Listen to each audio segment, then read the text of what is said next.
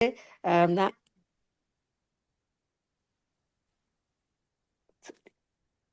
மறுபடியாக கலையத்திலிருந்து நாங்கள் sister Esther Ruby அவர்களிட பதிவு செய்யப்பட்ட செய்தியை கேட்போம். சிஸ்டர் பிரதர் லெஸ்லி அவர்கள் அதை போடுவார்கள்.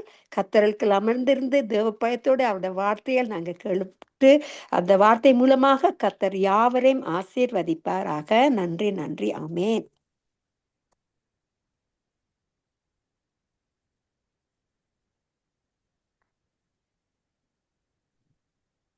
ஆண்டவராகிய இயேசு கிறிஸ்துவின் நாமத்தினாலே சங்கமம் வானொலியில் இணைந்திருக்கிறவர்கள், மறு ஒளிபரப்பிலே கேட்கப் போகிறவர்கள் எல்லோரையும் வாழ்த்துகிறோம், வரவேற்கிறோம், ஆசீர்வதிக்கிறோம்.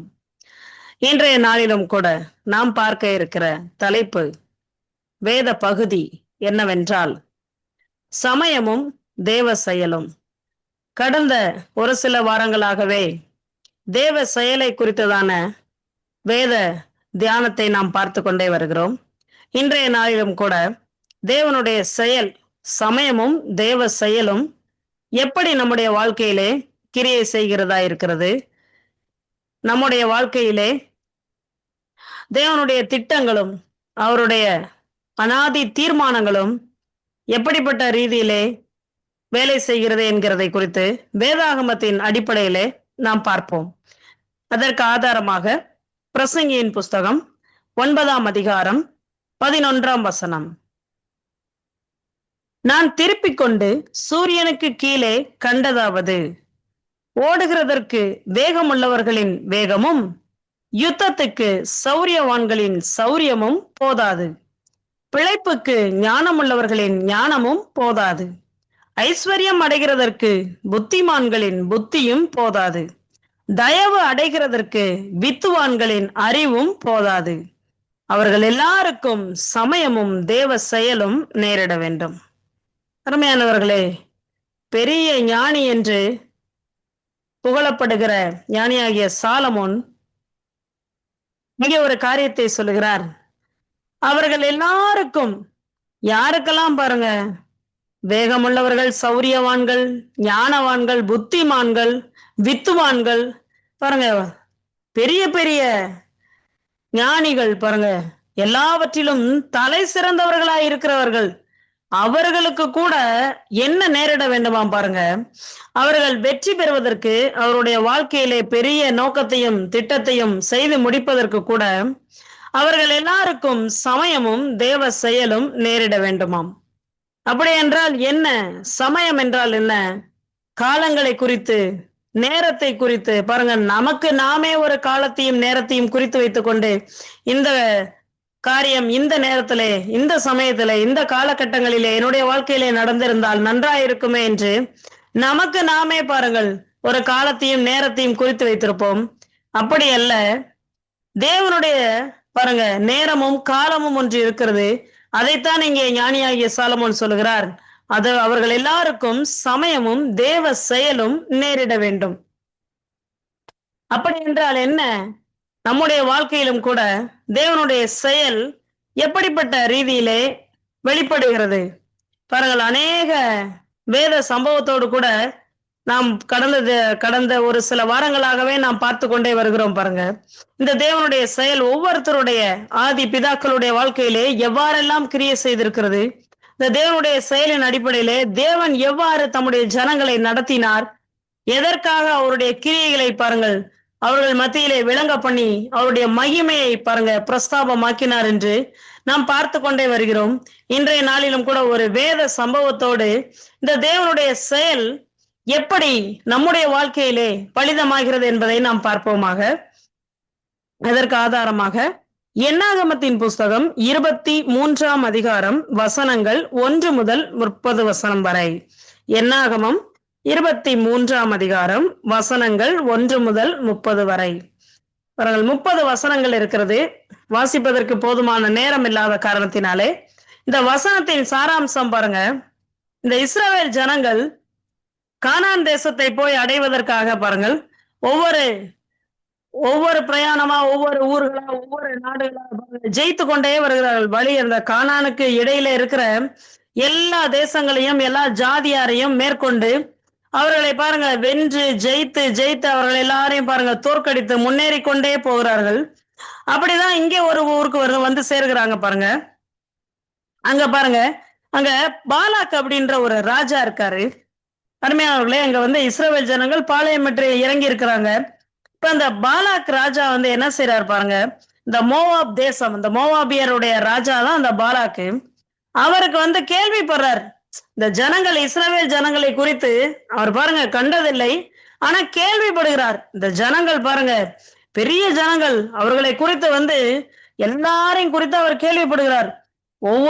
ஒருத்தரை கூட மீதி வைக்காம அடித்து பாருங்க நொறுக்குகிற தேவன் அவர்களோடு இருக்கிறார். அநேக காரியங்களை குறித்தும் நம்முடைய தேவாதி தேவனை குறித்தும் கேள்விப்பட்டதினாலே இந்த ஜனங்கள் நம்முடைய தேசத்தின் வழியாக சென்றால் நம்முடைய தேசம் பாழாகி விடுமே, நம்மையும் பாருங்க சிறையாக்கி போடுவார்களே, நம்முடைய தேசம் ஒன்றுமில்லாமல் போய்விடுமே என்ற பயத்தினாலே அந்த ஜனங்களை சபிப்பதற்கு கூலி பொருத்தி பாருங்க ஒரு தீர்க்கதரிசியை அழைத்து கொண்டு வருகிறார் பாருங்க.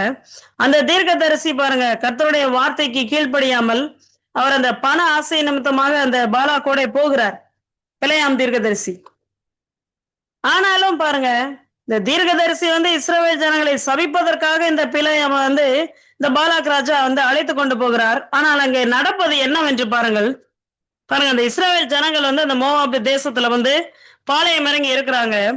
இப்ப ஒவ்வொரு இடத்துலயும் பலிபீடத்தை கட்டுறாங்க, ஒவ்வொரு காலையும் ஒரு ஆட்டுக்குட்டியும் பாருங்க பலியிடுறாங்க. அங்க இருந்து சபிக்கிறதுக்கு பிலேயாம் வாயை திறக்கிறாரு. பார்த்தா வாயை திறந்தா ஆசீர்வாதமா வருது. முதலாவது பாருங்க 8வது வசனத்துல இவ்வாறு சொல்வார், தேவன் சபிக்காதவனை நான் சபிப்பது எப்படி, கர்த்தர் வெறுக்காதவனை நான் வெறுப்பது எப்படி. பாருங்க, என்னையா உங்களை வந்து நாங்க இந்த இஸ்ரவேல் ஜனங்களை சபித்து ஒன்றுமில்லாமல் ஆக்கும்படி உமக்கு பொண்ணும் பொருளும் எல்லாவற்றையும் கொடுத்து அழைத்து கொண்டு வந்தா இங்க வந்து இந்த ஜனங்களை சபிப்பது எப்படி, ஆசீர்வாதம் பெற்ற சந்ததியினை பேசிக்கிட்டு இருக்கிறீங்களே அப்படின்னு சொல்லி பாருங்க. மறுபடியும் இந்த இடம் சரியில்லைன்னு மறுபடியும் வேற ஒரு இடத்துக்கு, கண்மலை உச்சியிலிருந்து மறுபடியும் வேற ஒரு இடத்துக்கு போய் பாருங்க இந்த பிலேயாம் தீர்க்கதரிசியை அழைத்து கொண்டு போய் அங்கே பலிபீடத்தை கட்டி அங்கே பாருங்க காளைகளை வெட்டி அங்கே பாருங்க இவரை சபிக்கும்படியாக பலியிட்டு இந்த காரியங்கள்லாம் நடந்து கொண்டே வருகிறது. இப்படியே செய்துட்டே வர்றார் இந்த பிலேயாம் தீர்க்கதரிசியும். பாருங்க இந்த பாலாக்கு கொடுக்கிற அந்த பொண்ணு பொருளுக்காக இவர் அந்த பாலாக் சொல்லுகிற அந்த எல்லா காரியத்தையும் பாருங்க செய்து கொண்டே வருகிறார்.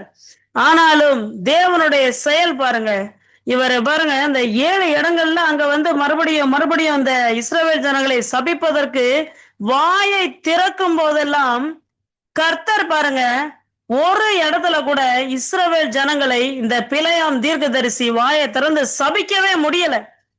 பாருங்க, இதுதான் தேவ செயல். ஒரு மனுஷனை கூலி பொருத்தி இந்த ஜனத்தை சபிக்கணும்னு சொல்லி பெரிய பிரயாசம், ஆடு மாடுகள் எல்லாம் வெட்டி பலி கொடுத்து பாருங்க பெரிய பிரயாசப்படுகிறார் அந்த பாலாக். பாருங்க ஒரு ராஜா கூலி கொடுத்தாருன்னா எவ்வளவாய் கொடுத்திருப்பார் என்று யோசித்து பாருங்கள். ஒரு தனிப்பட்ட நபர், தனி மனுஷன், தனியொரு மனுஷனே கூலி கொடுத்து ஒரு ஆட்களை பாருங்க அழிக்க வேண்டும் என்று தீர்மானித்தால் அவர்களுக்கு கிடைக்கக்கூடிய வெகுமதி எவ்வளவா இருக்கும். இங்கே பிலேயாம் தீர்க்கதரிசிக்கு பாலாக் ராஜா, பெரிய ராஜா, அவருக்கு பாருங்க எவ்வளவு கொடுத்திருப்பார். அப்ப எவ்வளவா இந்த பிலேயாம் தீர்க்கதரிசி வாயை திறந்து சபிக்கணும்னு பாருங்க முற்பட்டிருப்பார். ஆனா அவருடைய வாயிலிருந்து புறப்பட்டு வந்ததெல்லாம் இஸ்ரவேல் ஜனங்களை குறித்ததான ஆசீர்வாதத்தின் வார்த்தைகள் மட்டுமே. இன்னும் ஒரு சில வசனங்களை நாம் வாசிப்போம் பாருங்க. 16ஆம் வசனத்துல கர்த்தர் இப்படி சொல்வார், கர்த்தர் பிலேயாமை சந்தித்து அவன் வாயிலே வசனத்தை அருளி, நீ பாலாக்கிற இடத்திற்கு திரும்பி போய் இவ்விதமாய் சொல்லு. பாருங்க மறுபடியும் கர்த்தர் பாருங்க பிலேயாமினுடைய வாயிலே வசனத்தை அருளுகிறார். இன்னைக்கும் கூட உங்களுடைய உற்றார் உறவினர், அக்கம் பக்கத்தினர், உறவு எல்லாரும் நீங்க அப்படி போயிருவீங்க, நீங்க இப்படி போயிருவீங்க, நீங்க ஒண்ணுமில்லாம போயிருவீங்க. உங்களுடைய பிள்ளைகள் பாருங்க தலைக்க மாட்டாங்க. உங்களுடைய பிள்ளைகளை குறித்து, உங்களை குறித்து, உங்கள் தொழிலை குறித்து, உங்களுடைய குடும்ப வளர்ச்சியை பார்த்து பொறாமை கொண்டு சபித்து கொண்டிருப்பார்கள். ஆனால் அவர்களுடைய சாபமெல்லாம் உங்களுடைய வாழ்க்கையிலே ஒன்றுமே செய்ய முடியாது. அதற்கு ஆப்போசிட்டாக தேவன் இங்க ஒரு காரியத்தை செய்து கொண்டிருக்கிறார் பாருங்க. 19ஆம் வசனம், 20ஆம் வசனம், 21ஆம் வசனம், 23ஆம் வசனம் வரைக்கும் பாருங்க பேசிக்கிட்டே வராரு. ஒவ்வொரு காரியத்தையும் குறித்து பேசிட்டே வராரு. தேவன் பொய் சொல்ல மாட்டார், அவர் மனம் மாற மாட்டார், அவர் சொன்னதை செய்வாரு. 20ஆம் வசனத்தை நாம் வாசிப்போம். இதோ ஆசீர்வதிக்க கட்டளை பெற்றேன், அவர் ஆசீர்வதிக்கிறார், அதை நான் திருப்ப கூடாது. அப்படி இல்ல, என்னால திருப்ப முடியாது. இதுதாங்க தேவ செயல். ஒருத்தரை சபிக்கும்படியாக அழைத்து கொண்டு வந்த மனுஷனை பாருங்க, ஒரு மனுஷன் கூட்டிட்டு வரான். பாலாக் என்கிற ஒரு மனுஷன் தான் இஸ்ரவேல் ஜனங்களை சபிக்கும்படி பீலையாம் தீர்க்கதரிசியை கூட்டி வருகிறார். ஆனால் இஸ்ரவேல் ஜனங்களுக்கு பாருங்க, இஸ்ரவேலின் துதிகளுக்குள்ளே வாசம் பண்ணுகிற இந்த தேவாதி தேவன், ராஜாதி ராஜன், கர்த்தாதி கர்த்தன், அவருடைய பிள்ளைகளை பாருங்க எந்த மனுஷனால சபிக்க முடியாது. அவர் சொல்றாரு, அவர் ஆசீர்வதிக்கிறார். இந்த தேவன் வானாதி வானங்களும் கொள்ளாத இந்த தேவன் யெகோவா தேவன் ஆசீர்வதிக்கிறார். அதை நான் திருப்ப முடியாது. பாருங்க, வானத்தையும் பூமியும் படைத்த சர்வ அதிகாரமுடைய தேவன் இஸ்ரவேல் ஜனங்களை ஆசீர்வதித்துக் கொண்டு பகலிலே மேக ஸ்தம்பத்தினாலும் இரவிலே அக்கினி ஸ்தம்பத்தினாலும் வழி நடத்தி கொண்டு வருகிற அந்த தேவனுடைய ஜனங்களை எந்த மனுஷனை நினைச்சாலும் பாருங்க சபிக்கவே முடியாது. இதுதான் தேவ செயல். அருமையானவர்களே, ஒரு மனுஷன் சபிக்கும்படியாக கூலி பொருத்தி கூட்டிக் கொண்டு வந்து இந்த ஜனங்களை சபிக்கும்படியாக அழைத்து கொண்டு வருகிறான். அவனுடைய வாயை வைத்தே நம்முடைய தேவன் இஸ்ரவேல் ஜனங்களை ஆசீர்வதிக்கிறார். அந்த ஆசீர்வாதத்தினுடைய அந்த சாராம்சம் தான் 24ஆம் வசனத்திலே போட்டிருக்கும். இஸ்ரவேலை ஆசீர்வதிப்பதே கர்த்தருக்கு பிரியம் என்று பீலையாம் கண்ட போது அவனுக்கு ஒண்ணு தெரிஞ்சிருச்சு, இந்த ஜனங்களை சபிக்கவே முடியாது. 10ஆம் வசனத்தை நாம் பார்ப்போம் பாருங்க. அப்பொழுது பாலாக் பிலேயாமின் மேல் கோபம் உண்டவனாகி கையோட கைத்தட்டி பிலேயாமை நோக்கி, என் சத்துருக்களை சபிக்க உன்னை அழைத்து அனுப்பினேன், நீயோ இந்த 3 முறையும் அவர்களை ஆசீர்வதிக்கவே ஆசீர்வதித்தாய். பாருங்க, காரியம் மாறுதலாய் முடிந்தது. சபிக்கும்படியாக உன்னை அழைத்து அனுப்பினேன், ஆனா 3 முறை அவர் சொல்றாரு, அந்த பாலாக் சொல்றாரு பாருங்க, ஆசீர்வதிக்கவே ஆசீர்வதித்து விட்டீர். பாருங்க, இதுக்கு வேற மாற்றமே இல்லை. எந்த ஒரு மனுஷன் சபிக்கணும்னு வந்தானோ அதே மனுஷனை வைத்து பாருங்க இஸ்ரவேல் ஜனங்களை ஆசீர்வதித்தார். பாருங்க, இதுதாங்க தேவனுடைய செயல். இப்படித்தான் தேவனுடைய செயல் பாருங்க நம்முடைய வாழ்க்கையிலையும் பாருங்க கிரியை செய்ய வல்லவராக இருக்கிறார். நாம கடந்து பாருங்க, ஐயா அந்த மனுஷனை சபிச்சுட்டானே, இப்படி ஒண்ணுமில்லாம போன்னு சொல்லிட்டானே. அருமையானவர்களே, அவர்கள் சொல்வதெல்லாம் பலிக்காதே. யாக்கோபுக்கு விரோதமான குறி சொல்லுதலை, இஸ்ரவேலுக்கு விரோதமான மந்திரம் எதுவுமே கிடையாதுங்க. ஏன்னா நம்மை ஆண்டு கொண்டிருக்கிறவர் துஷ்டத்தனங்களுக்கும் அப்பாற்பட்டவர், எல்லா துர்க்கிரியைகளையும் பாருங்க எல்லா மாந்திரிகத்தையும் ஜெயித்து வென்றெழுந்த கிறிஸ்துவானவர் நம்மை ஆண்டு கொண்டிருக்கிறார். அவர் ஆசீர்வதிக்கிறார், அதை யாராலும் திருப்ப முடியாது என்று பிலேயாம் தீர்க்கதரிசி பாருங்க இஸ்ரவேல் ஜனங்களை 1 முறை அல்ல 2 முறை அல்ல 3 முறை ஆசீர்வதிக்கவே ஆசீர்வதித்து விட்டார். பாருங்க, சமயம் பிலேயாம் சபிக்கும்படியாக சமயத்தை ஏற்படுத்தி கொடுத்தார் அந்த பாலாக் ராஜா. ஆனா சமயத்தை ஏற்படுத்தி கொடுத்த அந்த ராஜா பாருங்க, அந்த ராஜா மூலமாகவே இந்த பிலேயாம் தீர்க்கதரிசி பாருங்க அவருடைய வாயிலிருந்து ராஜாதி ராஜாவாகிய இயேசு கிறிஸ்து இந்த இஸ்ரவேல் ஜனங்களை ஆசீர்வதிக்கவே ஆசீர்வதித்தார். இதுதான் பெரிய தேவனுடைய செயல். பாருங்க, மற்றொரு வேத சம்பவத்தை நாம் பார்ப்போம். யாத்திராகமத்தின் புஸ்தகம் 12ஆம் அதிகாரம், யாத்திராகமம் 12ஆம் அதிகாரம் வசனங்கள் 1 முதல் 13 வசனம் வரை. பாருங்கள், இந்த யாத்திராகமத்தின் புஸ்தகம் 12ஆம் அதிகாரத்திலே எழுதப்பட்டிருக்கிற வேத சம்பவம் என்னவென்றால், பாருங்க இஸ்ரவேல் ஜனங்களை 430 வருஷம் எகிப்தியின் அடிமைத்தனத்திலே பாருங்கள் சிக்கி தவித்து தேவனை நோக்கி கூக்குரல் இடுகிறார்கள். அவருடைய கூக்குரலை கேட்கவே நான் கேட்டேன், பார்க்கவே நான் பார்த்தேன், என் ஜனங்களை விடுதலையாக்கி பாலும் தேனும் ஓடுகிற நலமும் விசாலமான தேசத்தில் கொண்டு போய் சேர்க்கும்படி நான் இறங்கினேன் அப்படின்னு சொல்லி மோசேயை அனுப்பி இந்த இஸ்ரவேல் ஜனங்களை பாருங்க விடுதலையாக்கி அடிமைத்தனத்திலிருந்து மீட்டெடுக்கும்படியாக பாருங்க 9 வாதைகள் முடிந்து விட்டது. பாருங்க, அங்க 10வது வாதை நடப்பதற்கு முன்பதாக கர்த்தர் இங்க ஒரு பெரிய காரியத்தை செய்ய சொல்லுகிறார். அந்த சம்பவத்தை குறித்துதான் இந்த யாத்திராகமம் 12ஆம் அதிகாரத்திலே வசனங்கள் எழுதப்பட்டிருக்கும். பாருங்க, வீட்டுக்கு வர ஆட்டுக்குட்டி. 4ஆம் வசனத்தை நாம் வாசிப்போம். இல்லை, 3ஆம் வசனத்திலிருந்தே, நீங்கள் இஸ்ரவேல் சபையார் யாவரையும் நோக்கி இந்த மாதம் 10ஆம் தேதியில் வீட்டு தலைவர்கள் வீட்டுக்கு ஒரு ஆட்டுக்குட்டியாக ஒவ்வொருவரும் ஒவ்வொரு ஆட்டுக்குட்டியை தெரிந்து கொள்ள கடவர்கள். ஒரு வீட்டில் இருக்கிறவர்கள் ஒரு ஆட்டுக்குட்டியை புசிக்கிறதற்கு போதுமான பேர்களாய் இராமற் போனால் அவனும் அவன் சமீபத்தில் இருக்கிற அவனுடைய அயல் வீட்டுக்காரனும் தங்களிடத்தில் உள்ள ஆத்துமாக்களின் லக்கத்திற்கு ஏற்க ஒரு ஆட்டுக்குட்டியை தெரிந்து கொள்ள கடவன். பாருங்க, ஒரு ஆட்டுக்குட்டி, வீட்டுக்கு ஒரு ஆட்டுக்குட்டி. 7ஆம் வசனத்திலே போடப்பட்டிருக்கும். 7, 8 வசனங்களிலே 7ஆம் வசனத்துல பார்ப்போம். அதன் ரத்தத்தில் கொஞ்சம் எடுத்து தாங்கள் அதை புசிக்கும் வீட்டு வாசல் நிலைக்கால்கள் இரண்டிலும் நிலையின் மேற்சட்டத்திலும் தெளித்து அன்று ராத்திரியிலே அதன் மாம்சத்தை நெருப்பினால் சுட்டு புளிப்பில்லாத அப்பத்தோடும் கசப்பான கீரையோடும் அதை புசிக்க கடவீர்கள்.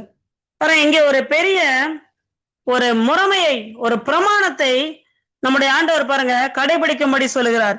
பாருங்க, இது பின்னாலே இருக்கிற இயேசு கிறிஸ்துவனுடைய கல்வாரி சிலுவைக்கு முன்னடையாளமாக இங்க எழுதப்பட்டிருக்கிறது. இதுல என்ன தேவனுடைய செயலை பாருங்க கிரியை செய்கிறார் என்று நீங்கள் எல்லோரும் அறிந்திருக்க கேட்கலாம். பாருங்க, வீட்டுக்கு ஒரு ஆட்டுக்குட்டியாக கிட்டத்தட்ட 5 லட்சம் புருஷர்கள் என்று 6 லட்சம் புருஷர்கள் என்று வேதாமத்திலே ஆண்களை மட்டும் கணக்கிட்டு கூறுகிறார்கள். பாருங்க, 6 லட்சம் புருஷர்கள் என்றால் அவர்களுக்கு மனைவி 2 குழந்தைகள் என்று வைத்துக் கொண்டால் கூட கிட்டத்தட்ட 30 லட்சம் ஜனங்கள், 30 லட்சம் ஜனங்களுக்கும் பாருங்க வீட்டுக்கு ஒரு ஆட்டுக்குட்டி.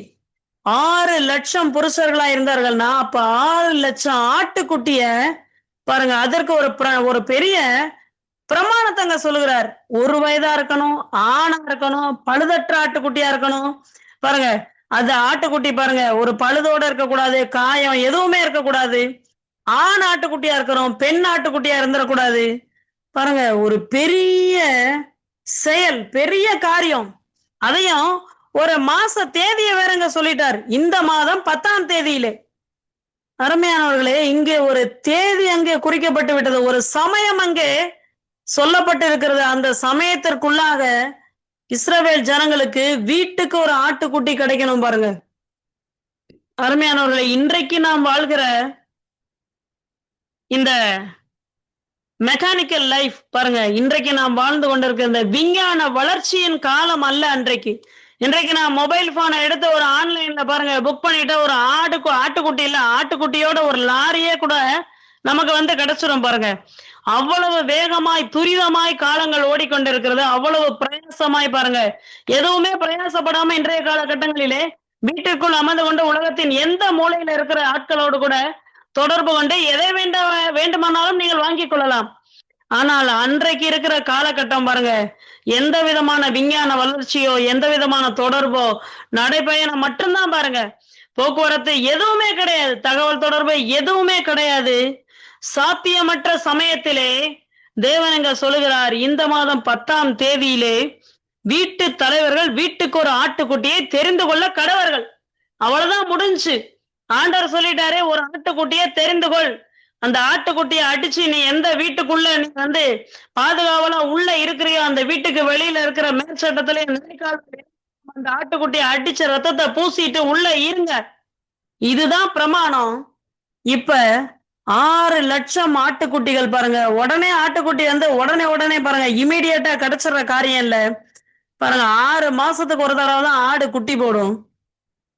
அப்படியே குட்டி போட்டா கூட அந்த ஆட்டுக்குட்டி ஆணா இருக்கணும், அந்த போடுகிற ஆட்டுக்குட்டி பழுதற்றதா இருக்கணும், கண்ணு குருடு காலு போனது எதுவுமே பாருங்க அதை அங்கீகரிக்க முடியாது, அந்த ரத்தத்தை எடுத்து பூச முடியாது. பாருங்கள், பெரிய சேலஞ்சிங் சவால்கள் நிறைந்த அந்த நேரம், அந்த சமயத்தின் மத்தியிலே தேவனுடைய செயல் இஸ்ரவேல் ஜனங்களுக்கு அன்றைக்கு பாருங்க 6 லட்சம் ஆட்டுக்குட்டிகளை அவர்களுடைய கையிலே கிடைக்கும்படி கர்த்தர் செய்தார். மனுஷனுடைய செயல் இல்லைங்க. 6 லட்சம் ஆட்டுக்குட்டி, அது ஆண் ஆட்டுக்குட்டி, ஒவ்வொரு வீட்டுக்கும் ஒரு ஆட்டுக்குட்டிய கிடைக்கணும், அவர் போய் பிடிக்கணும், அவர் தெரிந்து கொள்ளணும், அதை வாங்கி கொள்ளணும்னா இது சாதாரணமான காரியம் இல்ல, மனுஷ மூளைக்கு அப்பாற்பட்ட காரியம். இது தேவனுடைய செயலே அல்லாமல் வேற எதுவும் இல்ல. பாருங்க, அதுல போடப்பட்டிருக்கும் 6ஆம் வசனத்துல 14ஆம் தேதி வரைக்கும் வச்சிருங்க. 14ஆம் தேதி வரைக்கும் அந்த ஆட்டுக்குட்டியை பாதுகாவலாய் வைத்திருந்த பாருங்க, ஒவ்வொரு நாள் ஒவ்வொரு டைம் குறிக்கிறாரு, ஒவ்வொரு மாசத்துல ஒவ்வொரு தேதியை குறிக்கிறாரு. அருமையானவரே, அவர்கள் எல்லாருக்கும் சமயமும் தேவ செயலும் நேரிட வேண்டும். தனியா அந்த மனுஷன் போய் இஸ்ரவேல் ஜனங்கள் போனோடனே அப்படியே ஆட்டுக்குட்டி எங்கேயோ வனாந்திரத்துல தெரியுது, அப்படியே போனோடனே அப்படியே கேட்ச் பண்ணிட்டு உடனே பலியிட்டு மேல் சட்டத்திலையும் வீட்டுக்குள்ள நிலைக்காலையும் பூசிட்டாங்க, ரொம்ப சீக்கிரமா அடிமைத்தனத்திலிருந்து வெளியேறியிருந்தாங்க. இல்லங்க, 6 லட்சம் ஆட்டுக்குட்டிகள் அன்றைக்கு எகிப்து தேசத்திலே கோசேன் நாட்டிலே அடிக்கப்பட்டது என்றால் இது தேவனுடைய செயல். 13ஆம் வசனத்திலே இவ்வாறாக எழுதியிருப்பார். பாருங்க, 11ஆம் வசனத்திலிருந்து நாம் வாசிப்போம். யாத்ராகமம் 12ஆம் அதிகாரம் 11, 13. அதை புசிக்க வேண்டிய விதமாவது, நீங்கள் உங்கள் அறைகளில் கச்சையை கட்டிக்கொண்டும் உங்கள் கால்களில் பாதரட்சியை தொடுத்துக் கொண்டும் உங்கள் கையில் தடியை பிடித்துக் கொண்டும் அதை தீவிரமாய் புசிக்க கடவீர்கள். அது கர்த்தருடைய பஸ்கா. நீங்கள் இருக்கும் வீடுகளில் அந்த ரத்தம் உங்களுக்கு அடையாளமாய் இருக்கும். அந்த ரத்தத்தை நான் கண்டு உங்களை கடந்து போவேன். நான் எகிப்து தேசத்தை அழிக்கும் போது அழிக்கும் வாதை உங்களுக்குள்ளே வராதிருக்கும். அருமையானவர்களே, இங்க ஒரு பெரிய காரியத்தை செய்ய சொல்றாரு பாருங்க. பெரிய மனுஷனால எந்த ஒரு காரியத்தை செய்ய முடியாதோ செய்யக்கூடாதோ அதை தேவன் நிறைவேற்றி வைப்பார். அதுதான் தேவனுடைய செயல். பாருங்க, கர்த்தரால முடியாத ஒண்ணுமே இல்ல. கர்த்தரால் ஆகாத காரியம் ஒன்று உண்டோ? ஆபிரகாமும் சாராளமாவும் இருப்பாங்க. அப்ப 3 பேர் பாருங்க, தேவதூர்கள் வந்து அவருடைய வீட்டில அன்றைக்கு அந்த விருந்து சமைத்து கொடுப்பார்கள். அப்ப உற்பவ காலகட்டத்திலே உனக்கு ஒரு குமாரனை கொடுப்பார் என்று சொல்லும்போது சாராளமா சிரிச்சிட்டு இருப்பாங்க. அப்ப அந்த தேவ தூதர்கள்ல ஒருவர் சொல்லுவார், கர்த்தரால் ஆகாத காரியம் உண்டோ? ஒன்று உண்டோ? பாருங்க, தேவனுடைய செயலுக்கு மீறின ஒரு காரியம் ஒன்று இருக்கா? எந்த காரியமும் இல்ல. அன்றைக்கு தேவதூதர் சொன்னது போலவே உற்பவ காலகட்டத்திலே ஒரு குமாரனை சாராளுக்கு கொடுத்தார். அவர் சொன்ன மாதிரியே பாருங்க, அந்த சாராளம்மா ஈசாக்கை பெற்றெடுத்தார்கள். இந்த காரியத்துல பாருங்க, இந்த கர்த்தருடைய பஸ்கா, அருமையானவர்களே, ரத்தத்தை அடிச்சு நிலைக்கால்கள்ல பூசுங்க. ஆட்டுக்குட்டியை அடிச்சு ரத்தத்தை பூசுங்க. பூசிக்கிட்டு உள்ள இருங்க. பாதுகாவலா ரத்தம் பூசப்பட்ட இடத்தை வீட்டுக்குள்ள இருங்க. ஏனென்றால் அழிக்கும் வாதை வெளியே கடந்து சென்று கொண்டிருக்கிறது. சங்கார தூதன் வெளியே சென்று கொண்டிருக்கிறான். அவன் எதை பார்த்து கடந்து போவான்? உங்களை பார்த்தோ, உங்களுடைய படிப்பை பார்த்தோ, உங்களுடைய அந்தஸ்தை பார்த்தோ, உங்களுடைய அறிவு கூர்மையை பார்த்தோ, எதை பார்த்தும் அல்லங்க. அடிக்கப்பட்ட ஆட்டுக்குட்டியின் ரத்தத்தை பார்த்து அதை கடந்து போகிறான். இங்க ஒரு பெரிய பிரமாணத்தை சொல்லுகிறார். அது கர்த்தருடைய பஸ்கா. பாருங்க, கர்த்தருடைய இந்த பஸ்கா, இந்த அடிக்கப்பட்ட ஆட்டுக்குட்டியின் ரத்தத்தினாலே இஸ்ரவேல் ஜனங்கள் பாருங்க, நெகேமியா தீர்க்கதரிசி இவ்வாறு சொல்லுகிறார். நெகேமியா புஸ்தகம் 9ஆம் அதிகாரம் 21ஆம் வசனத்திலே, 40 வருஷமா அவங்களுக்கு கால்கள் வீங்கவும் இல்லை, அவர்களுடைய வஸ்திரங்கள் பழமையாய் போகவும் இல்லை, அவருடைய பாருங்க செருப்பு கூட தேயலையாங்க. 21ஆம் வசனத்துல இவ்வாறு போடப்பட்டிருக்க பாருங்க, கால்கள் வீங்கவும் இல்லை, அவர்களுடைய பாதரட்சைகள் பாருங்க அந்த செருப்பை கூட தேய விடாம வச்சிருந்தது. என்ன? தேவனுடைய செயல். எந்த பேட்டா கம்பெனியும் இப்படி ஒரு அஷூரிட்டியை கொடுக்க முடியாது. பாருங்க அருமையானவர்களே, இந்த புளிப்பில்லாத இந்த அப்பத்தோடு இந்த கர்த்தருடைய பஸ்காவை அனுசரித்தவர்கள் பாருங்க எப்படி இருந்தார்களா? சங்கீதத்தின் புஸ்தகத்திலே 105ஆம் அதிகாரம் 37ஆம் வசனத்துல தாவீது இவ்வாறு சொல்லுகிறார், அவர்களுடைய கோத்தலங்களில் பலவீனப்பட்டவன் ஒருவனும் இருந்ததில்லை. ஏனென்றால் இது கர்த்தருடைய பஸ்கா. பாருங்க, இந்த 6 லட்சம் பேருக்கும் 6 லட்சம் குடும்பங்களுக்கு 6 லட்சம் ஆட்டுக்குட்டியை கிடைக்க செய்தது தேவனுடைய செயலாய் இருந்தது. பாருங்க, அது தேவனுடைய செயல்னாலே அன்றைக்கு அவர்கள் அந்த ஆட்டுக்குட்டியை அடித்து அந்த அழிக்கும் வாதையிலிருந்து அவர்கள் காப்பாற்றப்பட்டார்கள். இன்றைக்கும் கூட பாருங்க, ரோமர் புஸ்தகத்தில் எழுதப்பட்டிருக்கும், எல்லாரும் பாவம் செய்து தேவ மகிமை அற்றவர்கள் ஆனார்கள். இந்த பூமியில வந்து பிறக்கிற எந்த ஒரு மனுஷனும், தாவீது சொல்வார், இதோ என் தாய்ப்பா என்னை பாவத்தில் கற்பந்தரித்தால் நான் துர்க்குணத்தில் உருவானேன். பிறக்கும் போதே அது கிறிஸ்தவ பிள்ளையா இருந்தா கூட பாவியா தாங்க பிறக்குது. பாவியான மனுஷனை மீட்டெடுக்கும்படி எப்படி 6 லட்சம் ஜனங்களுக்கு பாருங்க, ஒவ்வொரு வீட்டுக்கும் ஒரு ஆட்டுக்குட்டியை அடிக்கும்படியாக ஆடுகளை தேடி அலைந்து திரிந்து அவர்களுக்கு பாருங்க வீட்டுக்கு ஒரு ஆட்டுக்குட்டியை கிட்ட செய்தது தேவனுடைய செயலா இருந்தது. அதே போல பாருங்க, நாம இன்னைக்கு எங்கேயும் அலைந்து திரிந்து நம்முடைய பாவத்தை மீட்பதற்கு, நம்முடைய பாவத்தை பாருங்க கழுவுவதற்கு, நம்முடைய சாபத்தை பாருங்க ஒன்றுமில்லாமல் ஆக்குவதற்கு இன்றைக்கு நாம போய் எங்கேயும் ஒரு ஆட்டுக்குட்டியை போய் தேட வேண்டியதில்லை. ஆட்டுக்குட்டிக்காக நாம அலைய வேண்டியதில்லை. ஏனென்றால் அங்க யாத்திராமத்தின் புஸ்தகத்தில் எழுதப்பட்டிருக்கும், அது கர்த்தருடைய பஸ்கா. பாருங்க, 1 கொரிந்தியர் புஸ்தகம் 5ஆம் அதிகாரம் 7ஆம் வசனத்திலே பின்பகுதியில் இப்படி எழுதப்பட்டிருக்கும், ஏனெனில் நம்முடைய பஸ்காவாகிய கிறிஸ்து நமக்காக பலியிடப்பட்டிருக்கிறாரே. ஒரு ஆட்டுக்குட்டிய அடிச்சு அந்த மாம்சத்தை புசித்து அதனுடைய ரத்தத்தை பாருங்க நிலைக்கால்களிலும் மேற்சட்டத்திலும் பூசி அதற்குள்ளாக இருந்த இஸ்ரவேல் ஜனங்கள் 40 வருஷமாய் ஒருத்தருக்கு கூட பலவீனமே வரலங்க. பாருங்க, 90 வயது 100 வயது அல்ல, 100க்கும் மேற்பட்ட அதிகமான வயது. காலேபு சொல்லுவாரு பாருங்க, கானான் தேசத்துக்குள்ள வந்தது மாத்திரமல்ல, யோசுவா அந்த தேசத்தை பங்கிட்டு கொடுக்கும்போது காலேபுக்கு 85 வயதா இருக்கும். அவர் சொல்லுவார், நான் இப்போது 85 வயது உள்ளவன், எனக்கு இந்த மலை நாட்டை தாரும். 45 வயசுல எப்படி எனக்கு பலன் நின்றதோ அதே பலன் இன்றைக்கும் இருக்கிறது என்று காலேப் சொல்லுவார். எப்படி பாருங்க, இது தேவனுடைய செயலா இருக்கிறது.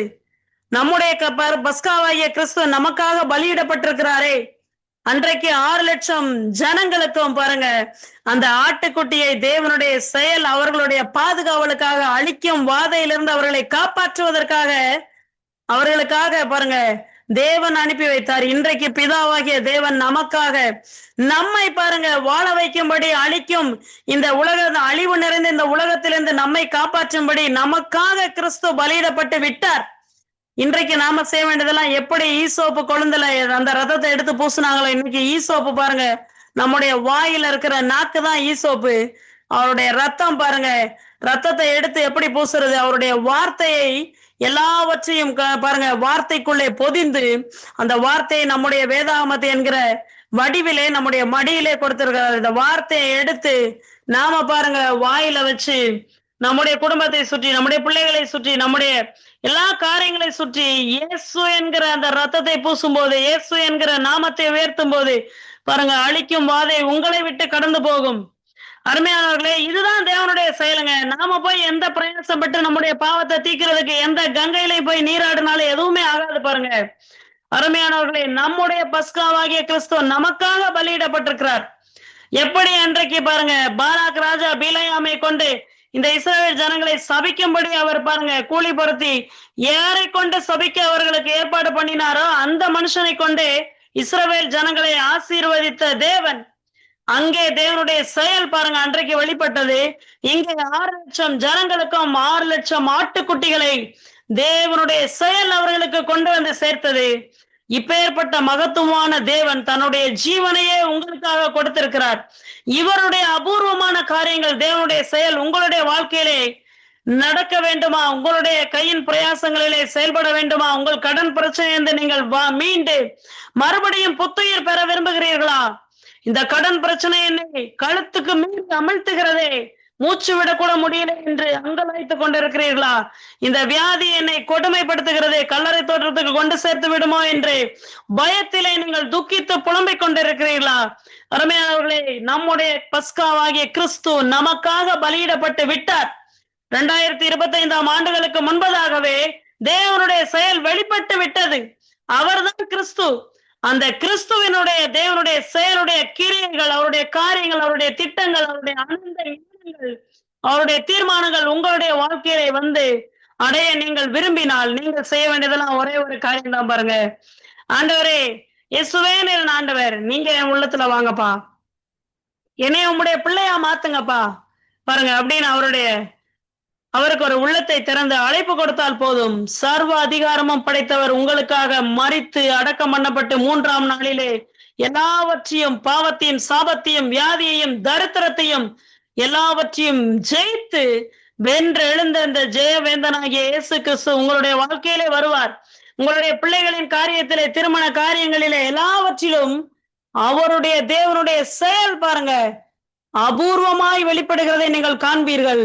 அருமையானவர்களே, இயேசு கிறிஸ்துவுக்கு உங்களுடைய உள்ளத்தை திறந்து அர்ப்பணியுங்கள். அவருடைய அநேக ஆசீர்வாதங்கள், அளவில்லாத ஆசீர்வாதங்கள் உங்களையும் உங்கள் பிள்ளைகளையும் உங்களுடைய சந்ததியும் வந்து தொடரும். கர்த்தர் தாமே உங்களை அளவில்லாமல் ஆசீர்வதிப்பாராக. நாம் ஜெபிப்போம்.